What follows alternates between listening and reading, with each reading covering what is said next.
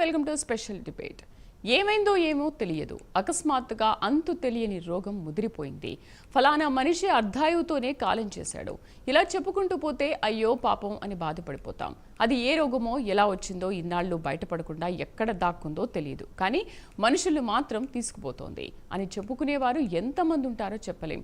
Science ఇంత అభివృద్ధి చెందినా రోగాలు ఇంకా అంతు పట్టకుండా ఎందుకు ఉంటున్నాయి? శాస్త్రవేత్తలకు సైతం అంతు చిక్కకుండా ఎందుకున్నాయి?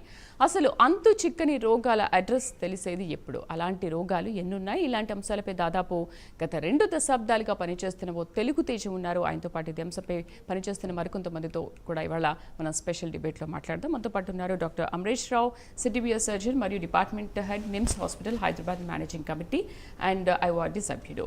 అండ్ అలాగే డాక్టర్ కృష్ణాజీరావు ముత్యాల, pharma scientist and secretary, IRD managing committee, ఐఓఆర్డి సభ్యులు. జూమ్లో మనతో పాటు మరి కాసేపట్లో జాయిన్ అవుతారు ప్రొఫెసర్ రామయ్య ముత్యాల, ఐఓఆర్డి సిఇఓ అండ్ ప్రెసిడెంట్ మరియు ప్రొఫెసర్, మినిసోటా విశ్వవిద్యాలయం USA. హలో సార్, నమస్తే, welcome to our show. Sir Amaresh గారు, ఏంటి అసలు అంతు చిక్కని రోగాలు అంటే సైన్స్కి కూడా అందని రోగాలు ఎందుకు వస్తున్నాయి అంటారు? ఈ రేర్ కేసెస్ గురించి ఫస్ట్ ఆఫ్ ఆల్ మీ ఒపీనియన్ ఏంటి చెప్తారా? మనం అది పేరు మాత్రమే రేర్ కేసెస్ అండి. Rare cases somehow are not so rare. ఇప్పుడు మెడికల్ అడ్వాన్స్మెంట్స్ ఉన్నాయి, టెక్నాలజీ ఉంది, సో బాగా డయాగ్నోసిస్ అవుతున్నాయి. We are able to rule out lot of other diseases. So అవన్నీ రూల్ అవుట్ అయిపోయాక ఈ కారణం కూడా ఉండొచ్చు అని కొంచెం అడ్వాన్స్మెంట్ వచ్చింది, ఆ డిసీజెస్ గురించి అవగాహన వచ్చింది. ముఖ్యంగా ఎంతో రామయ్య గారు లాంటి వాళ్ళు ఎంతోమంది అవేర్నెస్ స్ప్రెడ్ చేస్తా అంటే దాన్ని ఇప్పుడు రికగ్నైజ్ చేస్తున్నాం. స్పెసిఫిక్ సెంటర్స్ ఉన్నాయి, ఆ సెంటర్స్కి వెళ్ళి జనాలకి యాక్సెస్ ఉంటుంది, ఆ సెంటర్స్కి వెళ్ళి డయాగ్నోస్ అవుతున్నారు. గవర్నమెంట్ పాలసీస్ ఉన్నాయి, గవర్నమెంట్ ఫండెడ్ ప్రోగ్రామ్స్ ఉన్నాయి, కాబట్టి ఇప్పుడు బయటపడుతున్నాయి. సో ఇండియా పాపులేషన్ ఎంత ఉందంటేనండి, ఈ రేర్ కేసెస్ కూడా ఒక పెద్ద చంక్ ఆఫ్ పాపులేషన్ అయితే ఉందండి. కానీ వాటిని ఎలా గుర్తించాలి సార్? సార్ ఇంతకు ముందంటే మనకు తెలియదు, ఓకే, గుర్తించలేము, డయాగ్నోస్ చేయలేము. బట్ ఇప్పుడు కూడా డయాగ్నోస్ చేయడం కొంచెం కష్టంగానే ఉంది. ఓకే, ఇప్పుడు షుగర్, బీపీ కానీ ఇంకేదో క్యాన్సర్ కానీ ఇలాంటివి అవేర్నెస్ ప్రోగ్రామ్స్ వల్ల చాలామందికి తెలుస్తుంది కొన్ని సిమ్టమ్స్ వల్ల. బట్ ఈ రేర్ అనేది ఎలా తెలుసుకోవాలి? దీన్ని ఎలా డయాగ్నోస్ చేయాలి?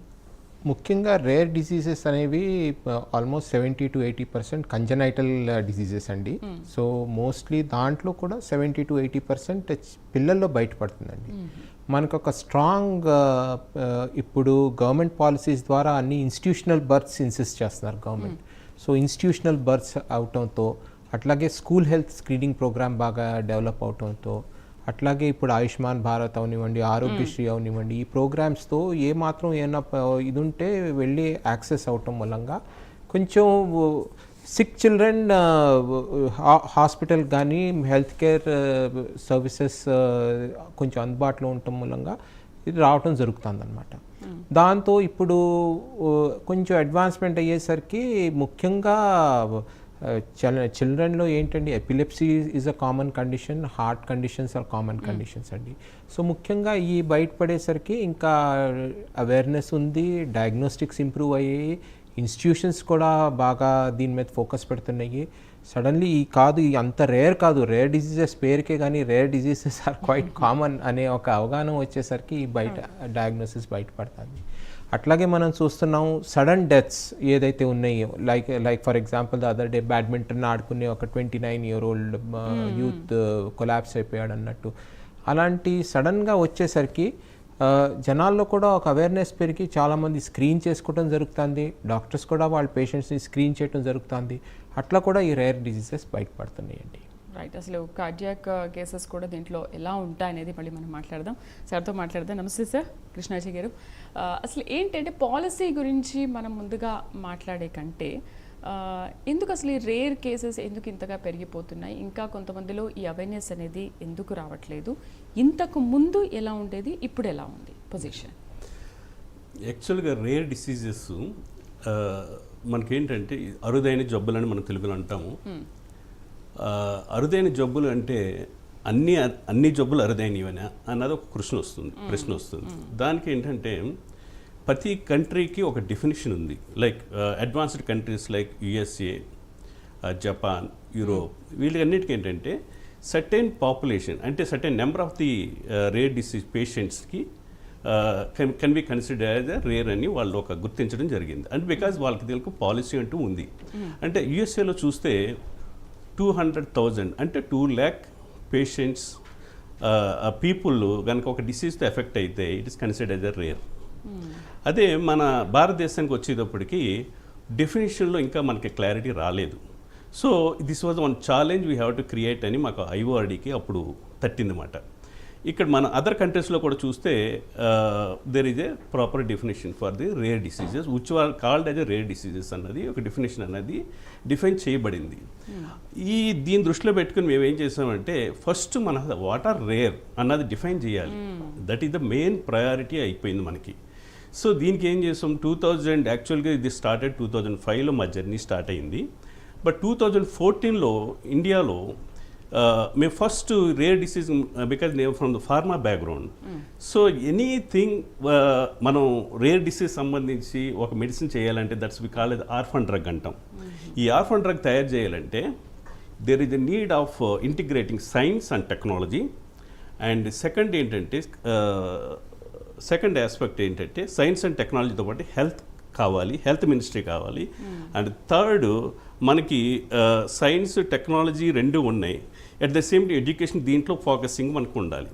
సో మనం ఏంటంటే we have to integrate commerce ministry, health ministry and science and technology ministry, all three together we can make something regarding rare diseases అని ఇన్ ద ఇయర్ 2014లో మేము రియలైజ్ అయ్యాం. సో అప్పుడైనప్పుడు ఏం చేసామంటే ఫస్ట్ ఎవరిని approach అవ్వాలి. Science and టెక్నాలజీకి వెళ్ళేటప్పటికి ఏంటంటే మన ఫార్మా కంపెనీకి వచ్చేటప్పటికి ఇట్ కమ్స్ అండర్ ఫార్మెక్సిల్ అని వస్తుందండి.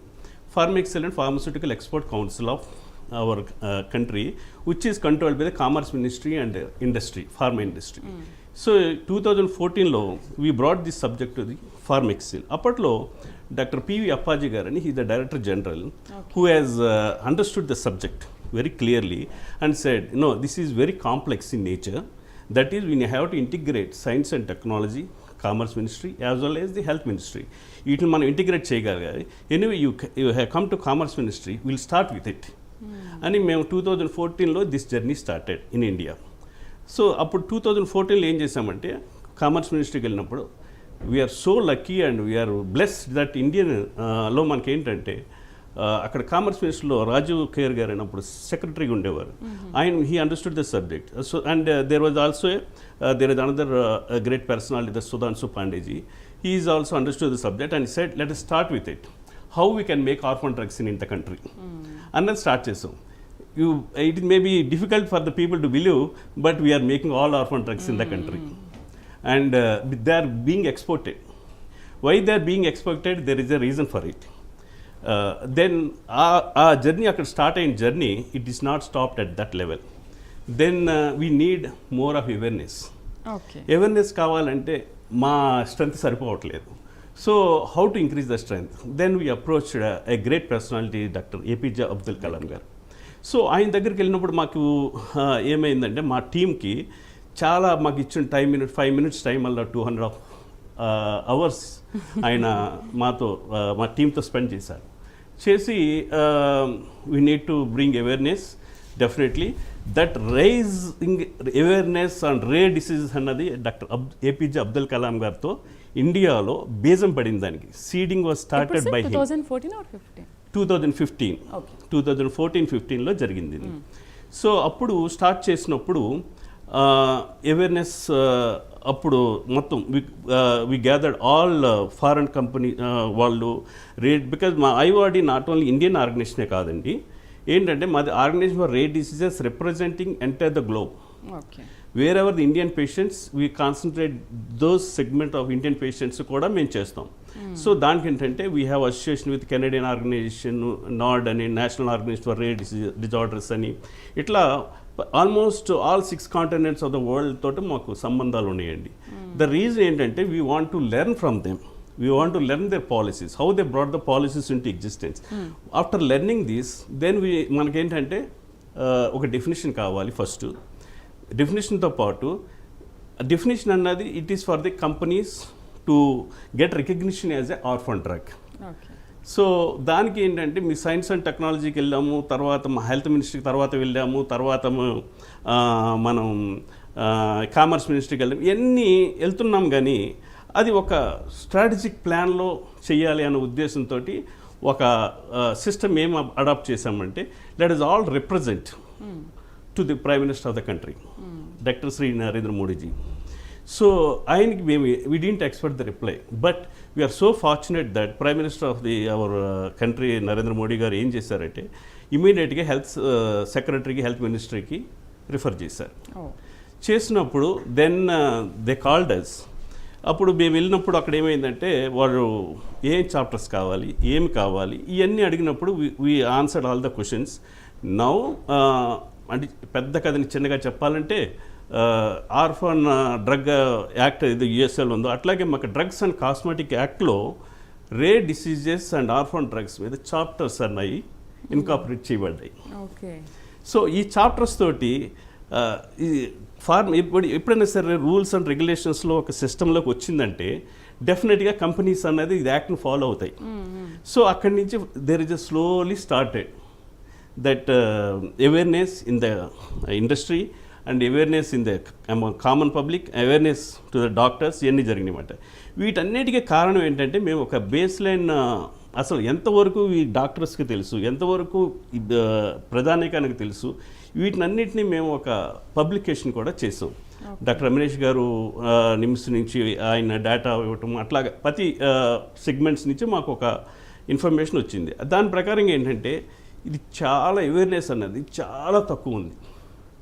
అంటే ఈవెన్ డాక్టర్స్లో కూడా కొంతమంది అంటే అన్ని నిమ్స్ లాంటి సెంటర్ ఫర్ ఎక్సలెన్స్ లాంటి ఇన్స్టిట్యూట్స్లో అవేర్నెస్ 100% ఉందని చెప్పగలను.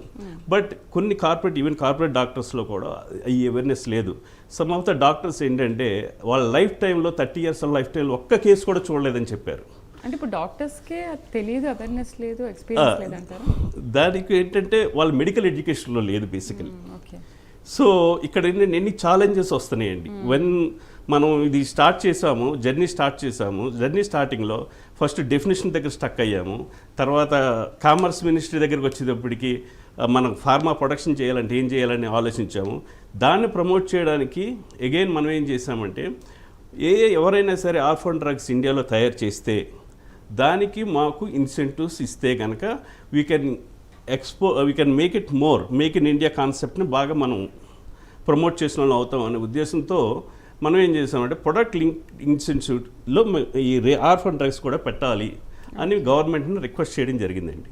దానికి వారు స్పందించి కామర్స్ మినిస్ట్రీ ప్రొడక్ట్ లింక్డ్ ఇన్సెంటివ్స్లో కూడా పెట్టారు. సో ఆర్ఫన్ డ్రగ్ ప్రొడక్ట్ ఇండియాలో మాత్రం ఎవరైతే తయారు చేస్తే వాళ్ళకి ఆ ఇన్సెంటివ్స్ కూడా వెళ్తాయండి. సో ఇంకా దీని ఇంకోటి ఏంటంటే బట్ డాక్టర్స్కి ఒక చోట్ల తెలియకపోదు, బట్ ఫస్ట్ పేషెంట్ని హ్యాండిల్ చేసేది నర్సింగ్ స్టాఫ్ హ్యాండిల్ చేస్తారు. సో నర్సెస్లో కూడా రావాలని మేమేం చేసామంటే ఇంటర్నేషనల్ నెట్వర్క్ ఆఫ్ నర్సెస్ని మేము ఒక వెబినార్ చేసి వాళ్ళని ఎడ్యుకేట్ చేసాం. సో ఇప్పుడు ఇండియాలో మనం ఆంధ్రాలో తెలంగాణలో ఏం చేస్తున్నారంటే డాక్టర్ రామయ్య గారు లాంటి వాళ్ళు రియల్గా ప్రాక్టికల్గా ఇన్వాల్వ్ అయ్యి చేస్తున్నారండి. సో అది వారు మనం వారి దగ్గర తెలుసుకుందాం. ఇక్కడ ఆశా వర్కర్స్ తోటి మన తెలంగాణలో ఒక ఉద్యమంలాగా స్టార్ట్ చేశారు. ఇదేంటంటే వాళ్ళకి రూరల్ విలేజెస్ని వాళ్ళు యాక్సెస్ చేయగలుగుతారు.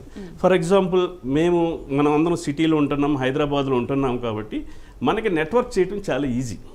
ఒక ఫేస్బుక్లో ఒక సోషల్ మీడియా పోస్ట్ పెట్టినా లేకపోతే మన లింక్డ్ఇన్ పోస్ట్ పెట్టినా any of the thing access చేయగలుగుతారు. Or they can access and వాళ్ళ కస్టమర్ కేర్గా మా ఆర్గనైజేషన్లో ఉన్న కస్టమర్ కేర్కి నెంబర్ కాల్ చేస్తున్నారు. మీ పేషెంట్ డేటాని మేము అంతా చూస్తున్నాము. అండ్ ఎక్కడైనా డాక్టర్స్ ఉంటే దానికి అందుబాటులో డాక్టర్స్ ఉంటే డాక్టర్స్కి లింకప్ చేస్తున్నాము. సో ఇవన్నీ ఏంటంటే యాజ్ ఏ సిటిజన్గా మనం చేయాల్సింది మనం చేస్తున్నాం, అది మన బాధ్యత అన్నట్టుగా మనం చేస్తున్నాం. కానీ ఇది ఇంకా సరిపోవట్లేదు. ఎందుకు సరిపోవట్లేదు అని అంటే డయాగ్నోసిస్లో డిలేస్ అవుతున్నాయి. డయాగ్నోసిస్ డిలేస్లో patient not even some patients are not seeing first birthday, some patients are not seeing 5th birthday, and some of them చైల్డ్హుడ్లో రైజ్ అయిన రేర్ డిసీజ్గా సమ్ టైమ్స్ 20 yearsకి అది బాగా ఎఫెక్ట్ అవుతున్నాయి. ఆ 20 years వచ్చిన తర్వాత అక్కడ కూడా కొన్ని తెలియని ఉన్నాయి. నిమ్స్లోనే నేను ఒక కేసును చూశానండి. ఒక పేషెంట్ని కలవడానికి వెళ్ళినప్పుడు చూసామన్నమాట. మెడికల్ జెనెటిక్స్ డిపార్ట్మెంట్కి డయాగ్నోసిస్ రిపోర్ట్ వచ్చింది, అది నేను చూశాను. చూసిన తర్వాత అరే ఈ సర్టెన్ కండిషన్ ఉంది కదా అనుకున్నాను. వేరే ద పేషెంట్ అని చెప్తే పేషెంట్ ఈజ్ నో మోర్ అని చెప్పారు. సో ఇట్లాంటి సందర్భాలు అంటే డయాగ్నోసిస్లో నిమ్స్ లాంటి హాస్పిటల్కి వస్తే డెఫినెట్గా డయాగ్నోసిస్ అన్నది తెలుస్తుందండి. బికాజ్ మెడికల్ జెనెటిక్స్ ఉంది, డాక్టర్స్ కూడా చాలా దాంట్లో బాగా అవేర్నెస్ ఉంది. So they are also following with the government systems ఏదైతే ఉన్నాయో వాళ్ళకి అన్నీ అప్డేటెడ్గా నాలెడ్జ్ ఉంటుంది. బికాజ్ దేర్ ఆల్ చాలా వాళ్ళ నాలెడ్జ్ కూడా at par of any best in the world and medical facility అని నేను చెప్పగలను. బికాజ్ నేను ప్రాక్టికల్గా గ్రౌండ్ లెవెల్లో నేను చూశాను. సో అందుకని ఏంటంటే మనం ఏంటంటే ఆల్ సెగ్మెంట్ ఆఫ్ ది థింగ్ని మనం దృష్టిలో పెట్టుకుని దీన్ని ఒక జర్నీ లాగా కొనసాగిస్తున్నామండి. ఇంకా చాలా దీని గురించి చెప్పడానికి చాలా ఉంది. బట్ మా చాలా మంచి ఇనిషియేట్ తీసుకొని మీరు ఈ ప్రాజెక్ట్ని ముందుకు తీసుకెళ్లారు. ఐ అప్రిషియేట్ యూ, నిజంగా చాలా మంచి పని చేశారు సార్. ఈ డయాగ్నోస్ ఎలా చేయాలంటారు? ఇప్పుడు కార్డియాక్లో ఈ డిసీజ్ ఉంది అని చెప్పేసి మీరు ఎన్ని కేసెస్ చూసారు ఇప్పటి వరకు నిమ్స్లో? అండ్ నిమ్స్లో చూసేంత మంచిగా ఇంకా వేరే ఎక్కడ చూడరు, డయాగ్నోస్ అంత బాగా చేస్తారంటున్నారు కదా, ఎన్ని కేసెస్ ఉన్నాయి? నేను once again I tell, rare diseases అంత రేర్ కాదండి. సరే, పూర్తి డెఫినేషన్ ఒకసారి అంటే రమేష్ గారితో అది మాట్లాడి తెలుసుకుందాము. రమేష్ గారి మాటల్లో మనకు వినాలని ఉంది. ఓకే, మీతో మళ్ళీ మాట్లాడదాం. రమేష్ గారు నమస్తే అండి. నమస్కారం అండి. Sorry.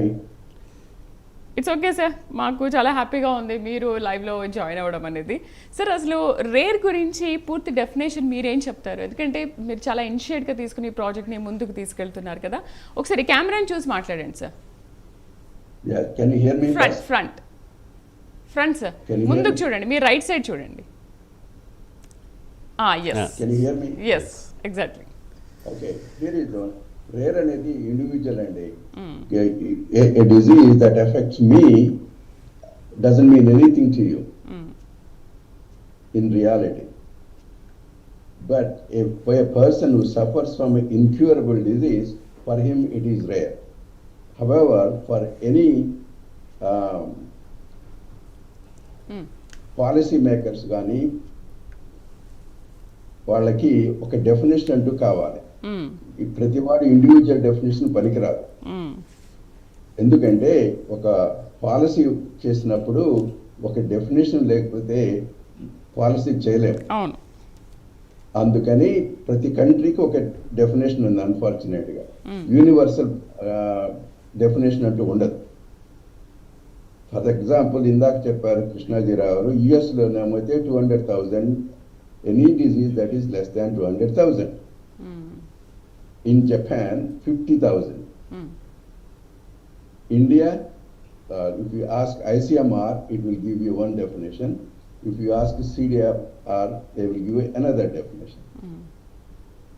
Unfortunately, none of them are correct in our opinion, because we have 1.5 billion people, whereas other countries say US is only 350 million people. There is a vast difference. We cannot really take there and then draw the policies for our country. So we should have our own, and that's one of the things that IORD has been asking for a long time, how to define it. ICMR says that while they have some registries, they are trying to do for the last 10-15 years, but nowhere it is there. So one of the easy way we suggest that why don't we put this question in census we do every 10 years. Unfortunately, last one it did not happen for various reasons. But there must be another way we should be able to do it. Point is, we want to know whether a disease is rare or common. We are not interested in the names of the disease, whether it is disease that is rare, or I should say it is not common, then we consider as a rare condition. Because every doctor in every hospital most of the time know what the common diseases are: TB, malaria, dengue, diabetes, you name it.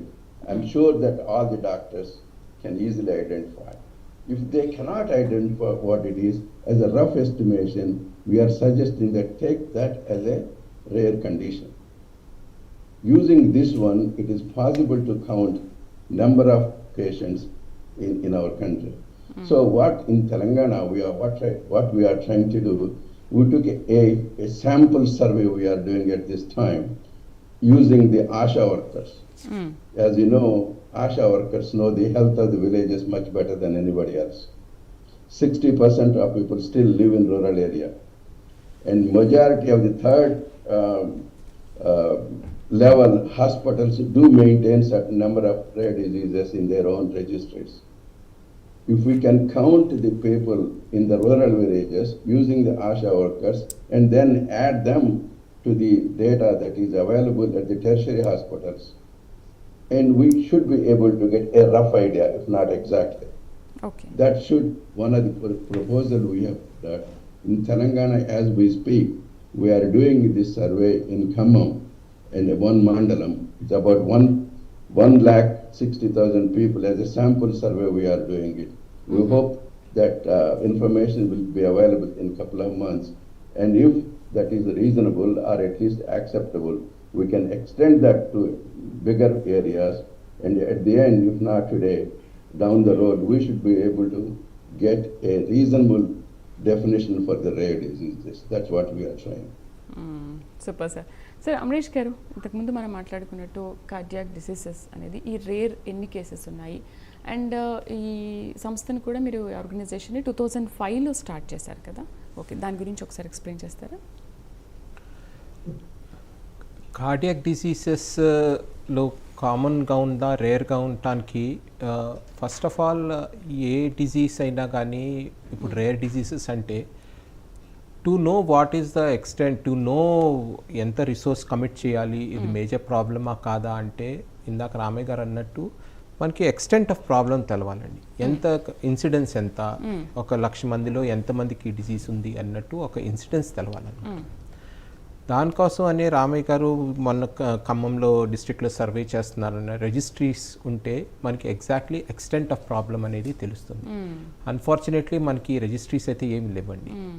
Registries లేకపోయేసరికి ఏంటంటే కొన్ని ఇన్స్టిట్యూషన్స్లో incidence ఎక్కువ ఉంటుంది, కొన్ని ఏరియాస్లో incidence తక్కువ ఉంటుంది.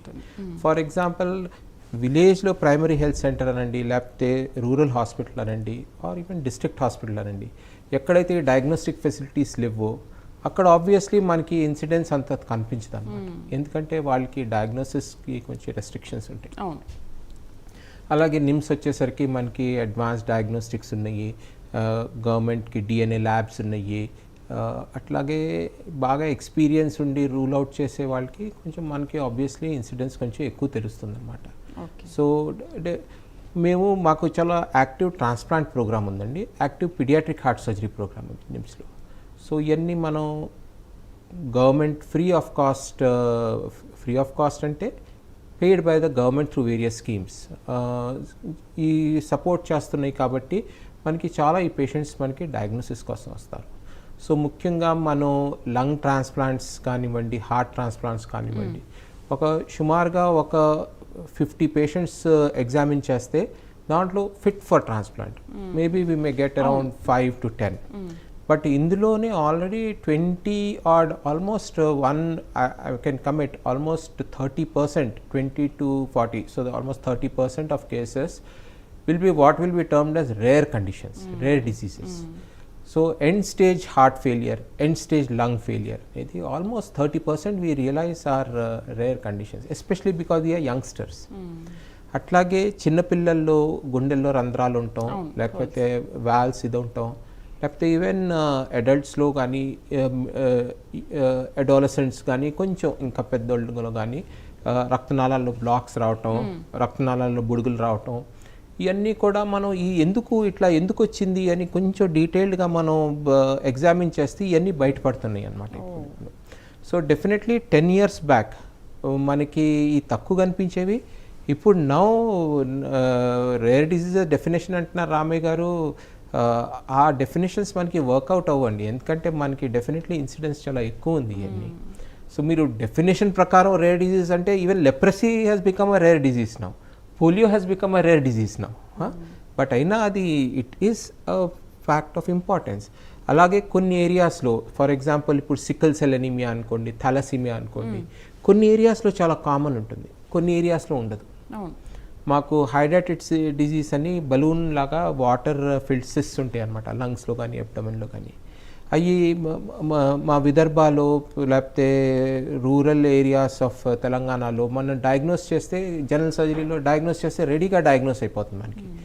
అదే నార్త్ ఇండియా నుండి ఎగ్జామినర్స్ వస్తారు కదా, అరే ఈ డయాగ్నోసిస్ ఎందుకు పెట్టావు, నీకు ఏమన్నా కేసు ముందు నుంచే చెప్పారా, ఎందుకంటే వాళ్ళు అసలు చూడరు అయ్యి. సో రేర్ అనేది మనకి డెఫినిషన్ ప్రకారం, రీజన్ ప్రకారం, ఏరియా ప్రకారం, అట్లాగే డయాగ్నోసిస్ ప్రకారం కూడా మారుతుంది డెఫినెట్లీ. కానీ అడ్వాన్స్ సెంటర్స్లో it is very common.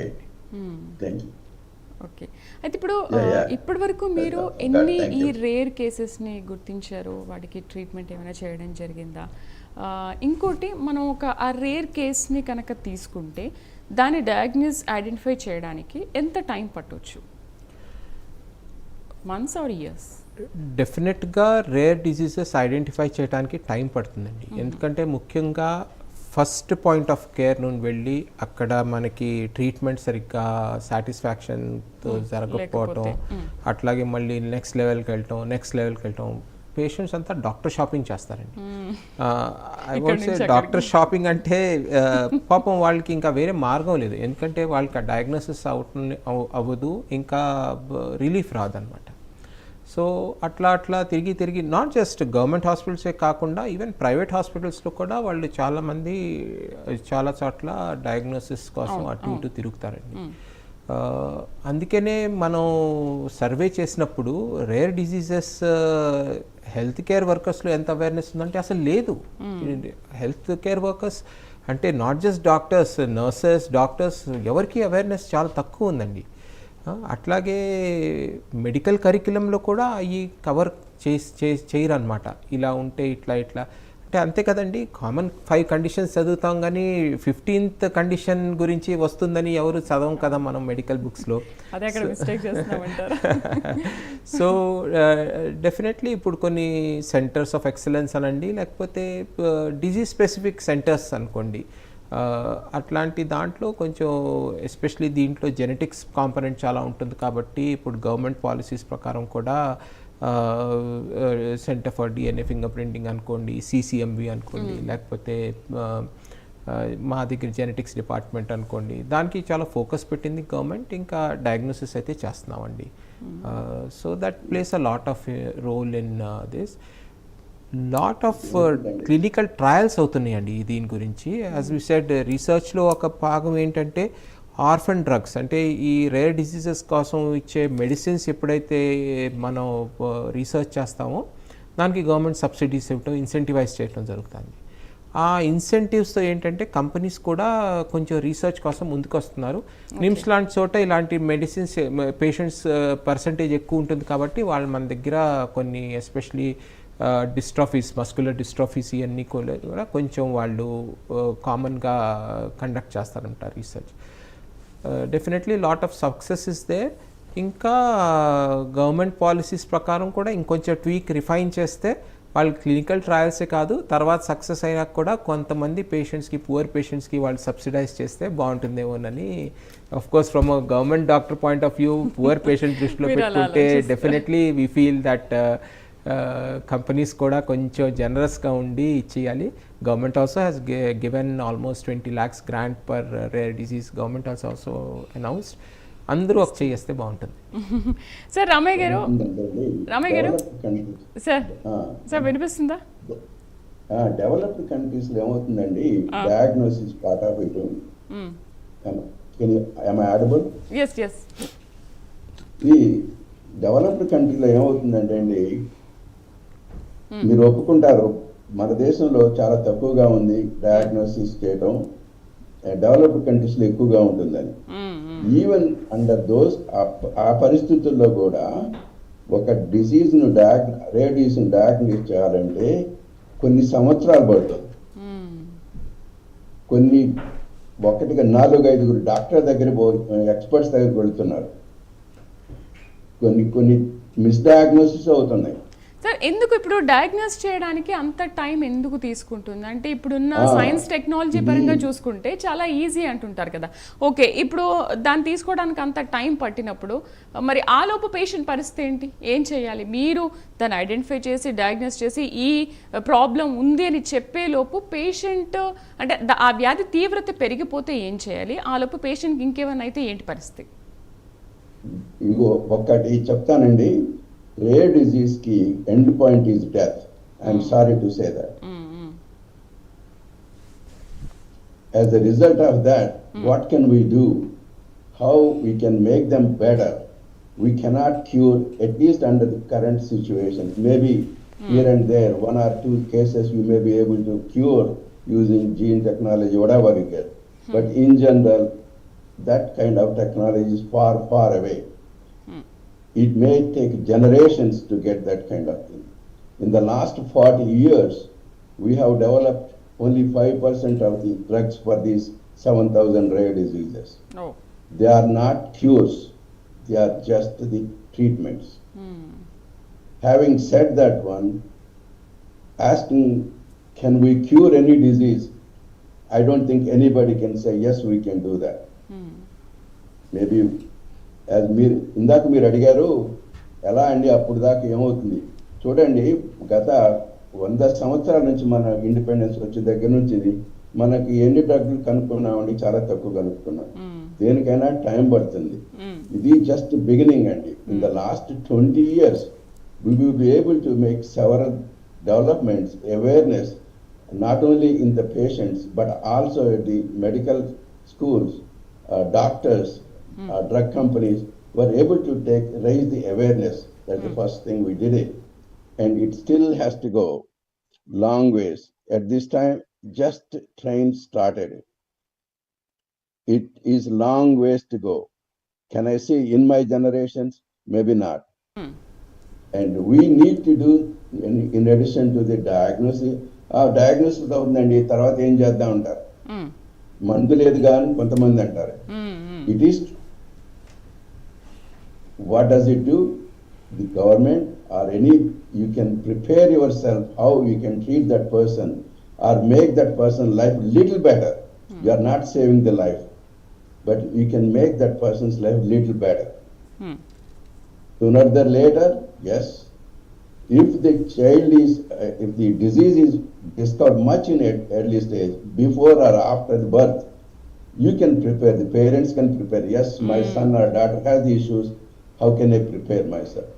Once the disease gets in, it's uncontrollable. Nothing parents can do, nothing government can do. Therefore, early stage detection is also very important. That's why newborn screening is something that it can be done. ఏం చేయాలి sir మరి? ఇప్పుడు parents కూడా prepare అయి ఉండాలి, వాళ్ళని కూడా prepare చెయ్యాలి. నెక్స్ట్ ఏమైనా ఉన్నాయా లేదా, డిసీజ్ వాళ్ళకి వస్తాయా లేదా అనే విషయాన్ని మనం ఎలా, ఓకే మీరు ఇప్పుడు చెప్పారు అవేర్నెస్ వస్తుంది, ప్రోగ్రామ్ ద్వారా చాలామంది చూస్తూ ఉంటారు. ఏంటి పేరెంట్స్ చేయాల్సిన ముఖ్యమైన పని ఏంటి? డాక్టర్స్తో ఎలా కాంటాక్ట్ అవ్వాలి ఈ విషయంలో? ఒకటి చూడండి, ఇప్పుడు కొన్ని ఫ్యామిలీస్లో కొన్ని డిసీజెస్ ఉంటాయి. ఓకే, అట్లీస్ట్ వాటిని మనం అడ్రస్ చేయొచ్చు కదా. First say for example sickle cell disease ఉంది అనుకుందామండి. ఓకే, సికిల్ సెల్ డిజీజ్ అనేది ఒక బ్లడ్ డిజార్డర్ అండి. It's very painful disease. And many times, patient suffers. Sometimes they get heart attack. Patient can die. However, if we can prevent that the sickle cell, that's a lot better than finding medicine for it. Agree? Agree అవుతారు కదండి. Okay, in that case sickle cell గురించి example చెప్తున్నానండి. Modiji when he was chief minister, he started this ఈ programme ఎప్పుడో మొదలెట్టారండి. ఆయన దాదాపుగా 20 సంవత్సరాలు దాటిపోయింది. ఆయన ఏం చేశారంటే, ఈ సికిల్ సెల్ డిజీజ్ రావటానికి ఒక 2 జీన్స్ ఉంటాయండి. ప్రతి వాళ్ళకి మదర్ దగ్గర నుంచి ఒకటి, ఫాదర్ దగ్గర నుంచి కూడా గెయిన్ చేస్తారు. ఓకే, ఈ 2 డిజీజ్ జీన్స్ డిఫెక్ట్గా ఉన్నప్పుడు మీకు ఈ డిజీజ్ వస్తుందండి. ఓకే, ఒకవేళ ఫాదర్ దగ్గర ఒక జీన్ ఉంది, మదర్ దగ్గర జీన్ లేదు, when they have the baby, the probability of getting that disease is lot less, or maybe to zero. So one of the program that in Maharashtra they have done the following, and వాళ్ళు before children puberty రాకముందే వెళ్ళి test చేసేవాళ్ళు. ఒకవేళ జీను disease ఉన్న అమ్మాయి అంటే 2 జీన్లు defect గా ఉంటే వాళ్ళకి ఒక రెడ్ కార్డ్ ఇచ్చేవారు. ఓకే. ఒకటే జీన్ ఉందనుకోండి వాళ్ళకి ఒక ఎల్లో కార్డ్ ఇచ్చేవారు. అసలు ఏమీ లేకపోతే వాళ్ళకి వైట్ కార్డ్ ఇచ్చి పేరెంట్స్ కి ఎడ్యుకేట్ చేశారు. ఏమనంటే మీ అబ్బాయికి అమ్మాయికి ఒక జీన్ ఉన్న డిఫెక్టివ్ జీన్ ఉంది, మీరు మ్యారేజ్ చేస్తే ఇంకొక జీన్ ఉన్న అబ్బాయి కానీ అమ్మాయితో కూడా మ్యారేజ్ చేయగలిగితే ఆ డిజీజ్ ఇంతటితో అంతమైపోతుంది అని చెప్పారు. అట్లాగే ఇప్పుడు మీకు ఆల్రెడీ డిజీజ్ ఉంది, వాళ్ళకి ముందే చెప్పి మీకు పిల్లలు కావాలంటే మీకు కూడా ఇదే నెక్స్ట్ వచ్చే అవకాశం ఉంటుంది కాబట్టి మీరు ఎలా ఏం జాగ్రత్త తీసుకుంటే ఆర్ యు రెడీ, మీకు పిల్లలు కావాలా, ఒకవేళ పిల్లలు కావాలనుకుంటే దీనికి తయారవుతారా, ఇట్లాంటివన్నీ మీరు ప్రిపేర్ చేయవచ్చు. అయితే ఇలా కొన్ని 1-2 జనరేషన్స్లో మీరు అలా ప్రికాషన్ చేసుకుంటే మేబీ 3-4 జనరేషన్ తర్వాత అసలు సికిల్ సెల్ డిజీజేనే ఉండదు. ఇట్లాంటి దీని మోనోజెనిక్ డిజీజ్ అంటారండి. దెర్ ఆర్ దాదాపు 3000 ఉన్నాయి ఇట్లాంటి. వీటన్నిటి కూడా ఇరాడికేట్ చేసే అవకాశం ఉంది. దానికి ప్రయత్నం చేయాల్సి ఉంటుంది. దానికి ఇప్పుడు మన ఎన్నో ల్యాబ్స్ ఉన్నాయండి మన ఇండియాలో. వాటి ఎప్పుడైనా they are doing great work, science, there is no doubt about it. But is it really applicable as we speak for the causes that we just మనం అడిగిన దానికి? అదొకటి చూడాలండి. అమరీష్ గారు ఏం చెప్తున్నారు?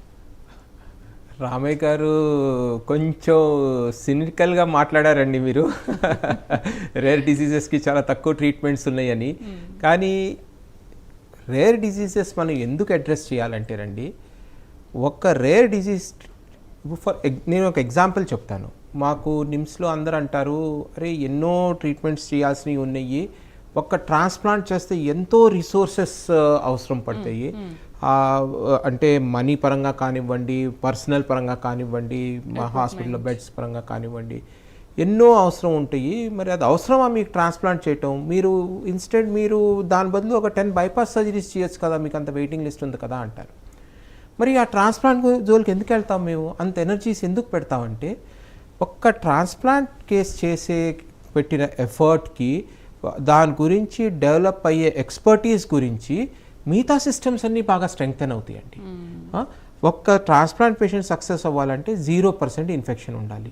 సో మిగతా పేషెంట్స్ కూడా 0% ఇన్ఫెక్షన్ ఉంటే మన ట్రాన్స్ప్లాంట్ పేషెంట్ కూడా వితౌట్ ఇన్ఫెక్షన్ చేయగలము. ఒక బ్లీడింగ్ టోటలీ నిల్ బ్లీడింగ్ ఉండాలి పేషెంట్లో. మిగతా కేసెస్ అట్లా నిల్ బ్లీడింగ్ లాగా చేస్తే మనం ట్రాన్స్ప్లాంట్ సక్సెస్ అవుతాం. అట్లాగే మనం రేర్ డిసీజెస్ డయాగ్నోస్ చేయాలంటే మనం ఒక 100 కామన్ డిసీజెస్ డిటెక్ట్ చేయగలమండి. ఒక 100 కామన్ పేషెంట్స్ని మనం ట్రీట్ చేయగలము. ఒక 100 లైఫ్ సేవ్ చేయగలం ఒక్క రేర్ డిసీజ్ మీద మనం అవగాహన పెట్టుకొని, ఒక రేర్ డిసీజ్ మీద మనం ఫోకస్ పెట్టుకుంటే. అందుకనే అది అంత ఇంపార్టెంట్ అండి. అట్లాగే మనకి ట్రీట్మెంటే గోల్ కాదు, ప్రివెన్షన్, డయాగ్నోసిస్, డిటెక్షన్, ప్రివెన్షన్, ఇవన్నీ కూడా గోల్సే ఉన్నాయి. ఒకప్పుడు మనం అనుకునే వాళ్ళం స్మాల్ పాక్స్ వస్తే చచ్చిపోయేవాళ్ళు, పోలియో వస్తే చచ్చిపోయేవాళ్ళు, ఈవెన్ టీబీ అయితే చచ్చిపోయేవాళ్ళు, కాలరా రెస్పిరేటరీ ఇన్ఫెక్షన్స్తో చనిపోయి ఉన్నాయి. ఇన్ఫెంట్ మార్టాలిటీ రేట్ ఎంతో ఉండేది. ఒక 10 మంది పుడితే దాంట్లో 5-6 kids just use to die. ఎట్లాగూ పోతారనుకొని మనం వదలలేదు కదా, దాని మీద ఫోకస్ పెట్టాము, ఫోకస్ పెట్టాము, ఇదేసాము, కొన్ని బ్రేక్ త్రూస్ వచ్చినాయి, దాన్ని ఎట్లా ప్రివెంట్ చేసాము అన్నాం. Entire ecosystem has grown. మనకి ఇండిపెండెన్స్ అప్పుడు 33 years ఉండేదండి యావరేజ్ లైఫ్ స్పాన్, ఇప్పుడు 76 years అయింది. మరి అందుకనే ఇప్పుడు 76 years నుండి ఇంకా ఇచ్చేయాలంటే మనం definitely we have to put more effort. Rare diseases మీద ఎఫర్ట్ పెడితే మిగతా ఎకోసిస్టమ్ కూడా ఎలివేట్ అవుతుందండి. So definitely you have to put, రామే గారు అన్నట్టుగానే దేనికైతే ట్రీట్మెంట్స్ లేవు దానికి early detection, prevention, they all help definitely. Krishnaji గారు, మెయిన్ పాలసీ గురించి ఒకసారి మనం మాట్లాడదాం. అంటే పాలసీలో వీటికి ఉంటాయి ట్రీట్మెంట్స్, వీటికి ఉండవని అంటుంటారు కదా.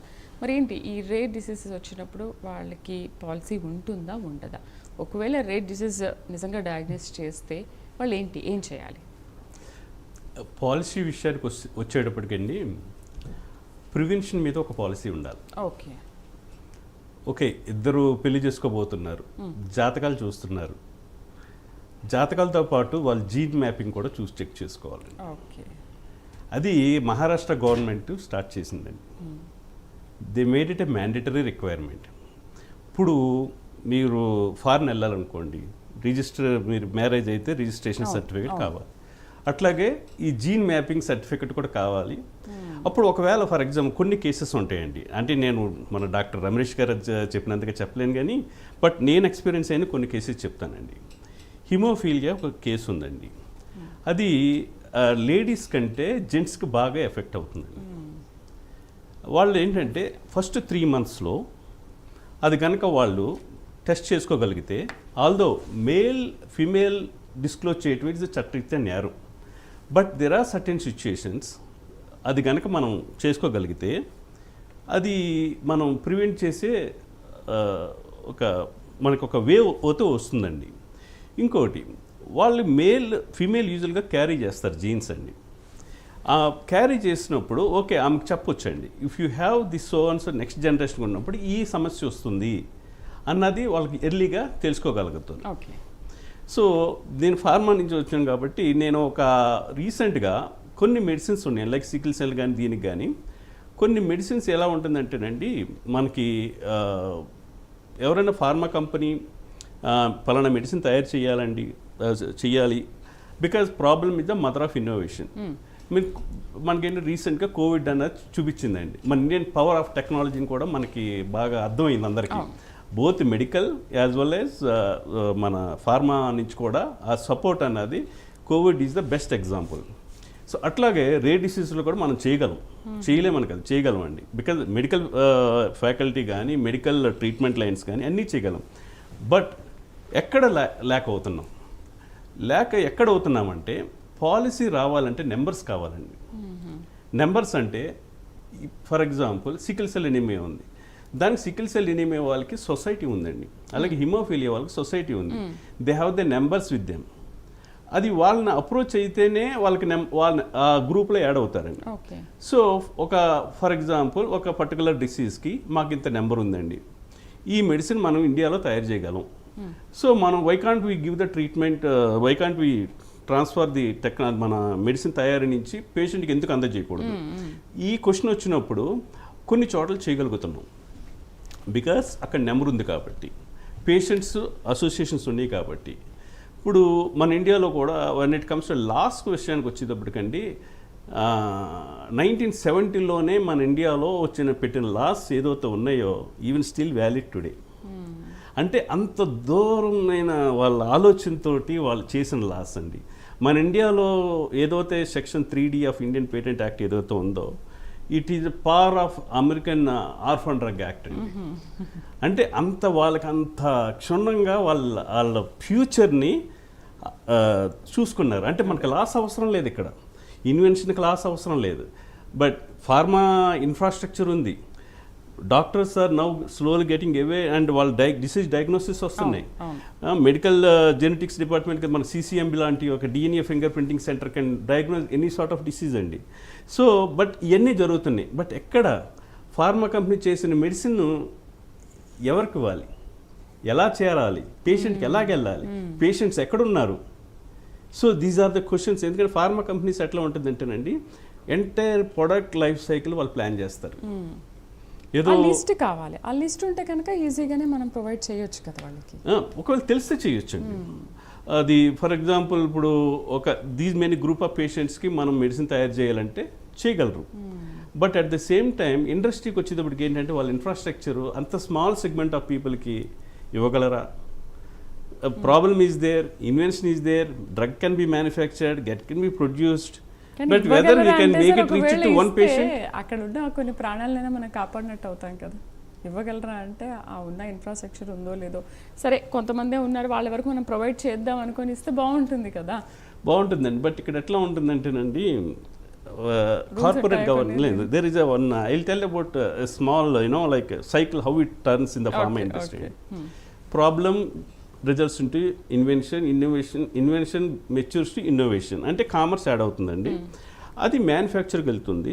మ్యానుఫ్యాక్చరింగ్ ఎంత ప్రొడక్ట్ చేయాలి, వాళ్ళ మ్యానుఫ్యాక్చరింగ్ కెపాసిటీస్ ఉంటాయండి. ఎంత ప్రొడక్ట్ చేయాలి, ఈజ్ ఇట్ 10 పీపుల్కే చేయాలా, 2 పీపుల్కే చేయాలా, మన రెగ్యులేషన్స్ ఎలా ఉంటాయి.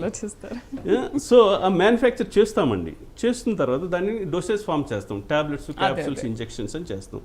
ఆ డోసేజ్ ఫామ్ చేసిన తర్వాత పేషెంట్స్ ఎక్కడున్నారు, పేషెంట్స్ అగైన్ సేమ్ క్వశ్చన్. మనం ఎంత మనం చూసుకున్నా ఆ పేషెంట్ లొకేషన్ మనం ఐడెంటిఫై చేయాలి. At the same time networking మనం డెవలప్ చేయాలండి. ఆ నెట్వర్కింగ్ ఎప్పుడైతే మనం చేయగలుగుతామో we can make the drug available to the patient అండి. ఇప్పుడు ఈ కార్పొరేట్ గవర్నెన్స్లో ఎలా ఉంటుందంటే అండి, ఒకనొకప్పుడు ఓన్లీ మన ప్రాఫిట్స్ చూసేవాళ్ళం.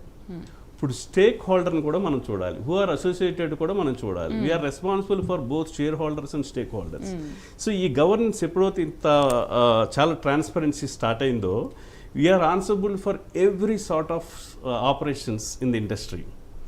So both the side of commerce side కూడా మనం ఆన్సరబుల్ అండి, at the same time patients కూడా మనం రీచ్ అయ్యేటట్టుగా ఉండాలి. ఎక్కడైతే మనకి బాటిల్ నెక్స్ ఉన్నాయో అక్కడ where we have to rectify, అంటే మనం చేసుకోవాల్సిన అవసరం చాలా ఉందండి.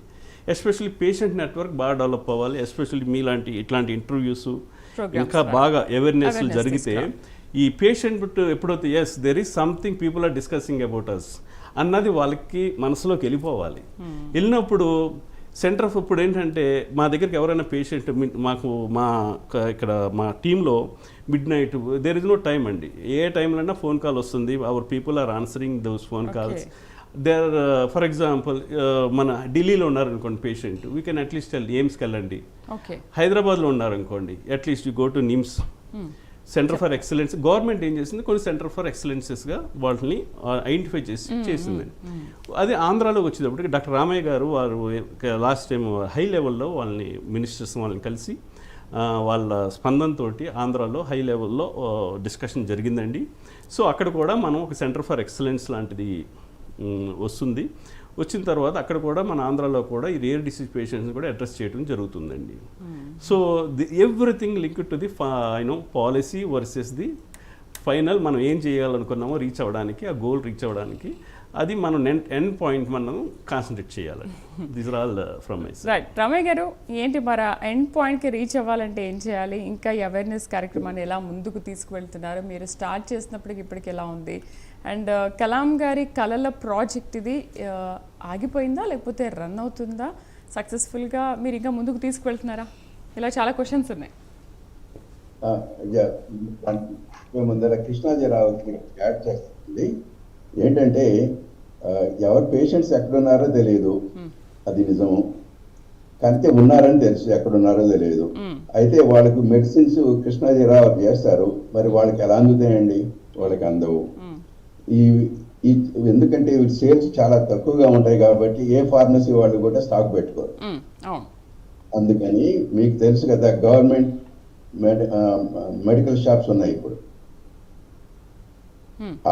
ఆ మెడికల్ షాప్ లో గవర్నమెంట్ ప్రొక్యూర్ చేసి కృష్ణాజీరావు దగ్గర కొనుక్కొని అందులో పెడితే ప్రతి వాళ్ళకు అరే నాకు అక్కడ దొరికే అవకాశం ఉంటుందని ఒకటి తెలుస్తుంది.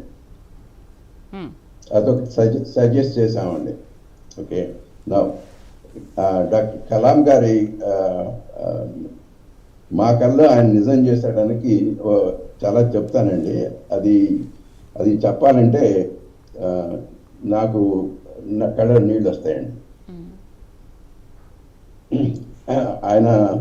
నేను ఆయనతోటి 2015లో ½ an hour మా అపాయింట్మెంట్ ఇస్తే 1.5 గంటలు మాట్లాడారండి.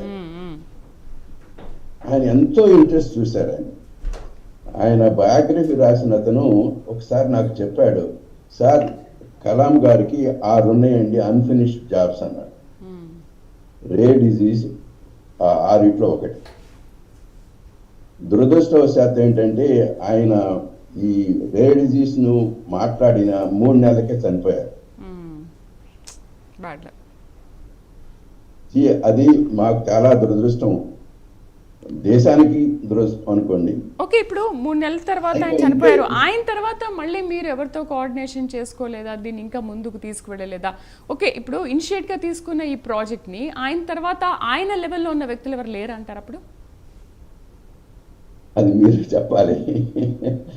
ఉన్నారు కానీ వాళ్ళ అటెన్షన్కి రావాలి. కాకపోతే ఒకటి మాత్రం చెప్పగలమండి, ఆ రోజుకి 20 సంవత్సరాల నుంచి 10 సంవత్సరాలు అయింది ఆయన మాట్లాడి. అప్పటికి ఇప్పటికి చాలా ప్రోగ్రెస్ వచ్చిందండి, కానీ అది సరిపోదు. ఇది just beginning. But as I said, నేను ఇందాక చెప్పినట్టుగానండి, ఇది ఆగదు, నాతో ఆగదు, IORDతోనే ఆగదండి. It will go at the end. ఆయన ఏదైతే కలాం గారు అనుకున్నాడు, అతని ఉద్దేశం ఏంటంటే అన్ని రేర్ డిజీజ్ పేషెంట్స్కి ఎలాంటి అవకాశం ఉండాలంటే, మామూలు పేషెంట్స్కి ఎలాంటి అవకాశాలు ఉన్నాయి వాళ్ళకి కూడా అలాంటివే కావాలి. అది ఆయన ఉద్దేశం. దానికోసం అవేర్నెస్ చేయాలి, పాలసీస్ తీసుకురావాలి, డ్రగ్స్ చేయాలి, ఇవన్నీ ఉంటాయి. ఏది ఒక్కటి దానికి సరిపోదు. ఇవన్నీ కూడా జరుగుతాయి, స్లోగా జరుగుతాయి. కానీ అలా నిజం అవుతుంది. బహుశా ఎప్పుడవుతుందో తెలియదు, కానీ అది తప్పకుండా ఇది ఆగదండి. The train started, it will go for ever until the ending. That is our firm belief. At least all the members of the IORD believe it. We have 10 committed board of directors. We have 12 advisory board for this. Everybody believes the same thing. Everybody works for the same cause. అందరూ కూడా అలానే చేస్తున్నారు. ఇందులో తన సొంతంగా ఎవరు కూడా స్వార్థంతో ఎవరు చేయట్లేదు. ఏదో చేయాలి దేశానికి, ఏదో వెళ్ళదని ఉద్దేశం ఉన్నది, కానీ ఏ ఒక్కళ్ళు కూడా తన సొంతంగా వీళ్ళందరినీ మర్చిపోయారని చెప్పడం అండి. వీళ్ళెవరు కూడా వాళ్ళ టైము, వాళ్ళ రిసోర్స్ని పెట్టుకున్నారు, కానీ వాళ్ళు ఎవరి దగ్గర ఏం తీసుకోవట్లేదు. అది ఒక ప్రత్యేకత IORD. చాలా మంచి విషయం చెప్పారు సార్. సో అమరీష్ గారు, మీతో కంక్లూడ్ చేద్దాం. ఏంటి ఫైనల్లీ మీరు ఇచ్చే సజెషన్స్ ఏంటంటారు దీని గురించి? సజెషన్స్ అంటే no help is big enough and no help is small enough అండి ఈ కాజ్కి. అంటే అదంటారే, ఉడిత సహాయం కూడా అంతే ఇంపార్టెంట్, హనుమంతుడు చేసే సహాయం కూడా అంతే ఇంపార్టెంట్ దీంట్లో. ఒక చిన్న ఇది చెప్తాను నేను, ఎగ్జాంపుల్ చెప్తాను. ఆర్ఫన్ డ్రగ్ యాక్ట్ ఎట్లా వర్క్ చేస్తుందంటే, ఇప్పుడు మనం సపోజ్ ఢిల్లీ నుండి మనం హైదరాబాద్కి రోడ్ వేయాలంటే ఎంతోమంది ఉంటారు ఎంతూజియాస్టిక్గా, వీల్ డెవలప్ అని. అదే ఢిల్లీ నుండి బీదర్కి వేయాలంటే మరి ఎవరు ముందుకు రారు కదా, ఎందుకంటే బీదర్ ఇస్ రేర్. అయితే గవర్నమెంట్ ఏమంటుంది, మీరు ఢిల్లీ నుండి బీదర్కి మీరు వర్క్ చేయండి, మేము మీకు సబ్సిడీస్ ఇస్తామంటారు. సబ్సిడీస్ ఇస్తే అందరూ ఏమనుకుంటారు, okay this is a good idea, we'll develop it to better. ఎందుకంటే ఆల్మోస్ట్ ఢిల్లీ హైదరాబాద్ వచ్చినట్టే కదా అది కూడా. సో అందుకనే that is how the orphan drug acts అనమాట. కొన్ని రేర్ డిసీజెస్ కోసం మనం ఎంకరేజ్ చేస్తే they will piggy back common diseases on these research and take అనమాట అది. So where does it start అంటే, వేర్ డస్ ఇట్ ఎండ్ అంటే, మనకి డెఫినెట్లీ అవేర్నెస్ తీసుకురావటం ఇంపార్టెంట్ అండి. ముఖ్యంగా హెల్త్ కేర్ పర్సనల్లో, సమాజంలో, పారామెడికల్ వర్కర్స్లో అండ్ జనరల్ లే పాపులేషన్లో దట్ ఇది మన కామన్ డిజీజ్ కాకపోవచ్చు, మనం కొంచెం అడ్వైస్ కోసం కొంచెం స్కేలప్ చేసుకోవాలేమో ఇది అన్నట్టు. దీనికి ఇంకా హోప్ ఉంది, మనం వదిలేయకూడదు, మన పేషెంట్ కండిషన్ ఇట్లాగే అని వదిలేసుకోకూడదు. Definitely awareness is important. అట్లాగే డయాగ్నోస్టిక్స్ కొంచెం ఇంప్రూవ్ చేయడానికి ఉందండి, చాలా అవకాశం ఉంది. ముఖ్యంగా మన దగ్గర మనం సిటీస్లో ఉండి మనకి డయాగ్నోస్టిక్స్ ఉన్నాయని మనం సంతోషపడటమే కానీ చాలా టౌన్స్లో ఇంకా ఈ యాక్సెస్ అవటం చాలా ఇంపార్టెంట్ ఉంది. India is such a huge population అండి. Medical population of India is equal to a population of some country. So అలాంటప్పుడు డెఫినెట్లీ మనం people, technology, processes, so definitely అన్ని ఆల్ త్రీ మనం లివరేజ్ చేసుకొని small towns and small village వరకు కూడా అందేట్టుగా చూసుకోవాలి. మనకి we have a wonderful health delivery infrastructure. ఈరోజు కూడా సిట్టింగ్ ఇన్ హైదరాబాద్ చిన్న ఊళ్ళో ఒక చిన్న గ్రామంలో ఒక ఫలానా పేషెంట్ ఉన్నారు అంటే కూడా ఇప్పుడు మనకి సిస్టమ్స్ ఉన్నాయి ట్రాక్ చేయడానికి విదిన్ 5 minutes. సో డెఫినెట్లీ మనకి రావాలి అట్లా diagnostics should spread out like that. And treatment also definitely treatments కూడా దీని గురించి చాలా రీసెర్చ్ చేయటం అవసరం ఉంది.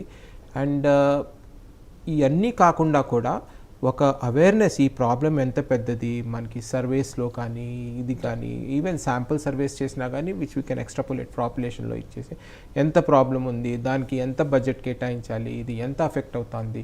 To solve a problem you should know extent of the problem first. అసలు ఎంత పెద్ద ప్రాబ్లం అనేది కూడా మనం ఇవన్నీ అజంప్షన్సే, ఇవన్నీ ప్రొజెక్షన్సే కానీ హార్డ్ డేటా మన దగ్గర ఇంకా లేదండి. రైట్, చాలా మంచి ఇన్ఫర్మేషన్ ఇచ్చారు. అండ్ మీరు ఈ ప్రాజెక్ట్ని కూడా చాలా సక్సెస్ఫుల్గా ముందుకు తీసుకువెళ్తున్నారు. మీకు సరైన సపోర్ట్ కూడా రావాలని ప్రైమ్ నైన్ తరఫు నుంచి మేము కూడా కోరుకుంటున్నాము. డిబేట్లో పార్టిసిపేట్ చేసినందుకు రమయ్య గారికి, అలాగే రమయ్య గారు మీరు చాలా వాల్యుబుల్ టైంని మాకోసం ఇవాళ స్పెండ్ చేసి మంచి ఇన్ఫర్మేషన్ అందించారు రమయ్య గారు. Thank you very much. Krishnaji గారికి అండ్ అమరీష్ గారికి thank you very much. So ఈ ఆర్గనైజేషన్ స్టార్ట్ అయినప్పటి నుంచి కూడా వీళ్ళు ఎంత కష్టపడుతున్నారు, బోర్డ్ ఆఫ్ డైరెక్టర్స్ ఎంతమంది ఉన్నారు, సభ్యులు ఎంతమంది దీంట్లో కష్టపడుతున్నారు, ఈ ప్రాజెక్ట్ని ఎలా ముందుకు తీసుకువెళ్తున్నారు అనేది చాలా మంచి మాటల్లో చెప్పారు. సో ఆల్టర్నేట్గా దీనికి అబ్దుల్ కలాం గారి కళ ప్రాజెక్ట్ ఇది ఇంకా నెరవేరాలి, దీనికి ఆల్టర్నేట్గా ఇంకొకరు రావాలని మనం కూడా కోరుకుందాం. ఇది వాళ్ళ రేర్ బీ విత్ కేర్. నమస్తే.